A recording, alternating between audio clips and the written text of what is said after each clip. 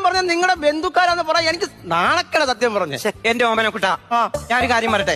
എന്റെ ഭർത്താവല്ലേ ഞാന് കല്യാണം കഴിച്ചോട്ട് വന്ന പണിക്ക് പോകണ്ടായോ? എന്റെ ഓമനക്കുട്ട എങ്ങനെ ജീവിക്കും? എന്റെ ഓമനക്കുട്ട ഓമനക്കുട്ടന്റെ വീട്ടിലാണെങ്കിൽ ഭാര്യ എങ്ങനെയാ നോക്കുന്നത്? എന്റെ ഓമനക്കുട്ട അവിടെ ഓമനക്കുട്ട അങ്ങനെ ഇത്ര നേരം അവള് പറഞ്ഞേ ഓമനക്കുട്ട. അപ്പൊ അവിടെ ഓമനക്കുട്ട, നിന്നോട് ഞാനൊരു കാര്യം പറയട്ടെ. എനിക്ക് പണിക്ക് പോകാൻ പറ്റത്തില്ല. അത് എന്തോ ഗുരുവനാണ്? ഞാൻ പണിക്ക് പോയിക്കൂടെ? എന്നോട് ഡോക്ടർ പറഞ്ഞ് റെസ്റ്റ് എടുക്കണമെന്ന്. എന്തുവാന്നറിയാമോ? 17 വർഷങ്ങൾക്ക് മുമ്പ് മലമ്പനി വന്നു. മലമ്പനിയോ? അന്ന് ആ ഡോക്ടർ പറഞ്ഞ എന്തോന്നറിയാമോ?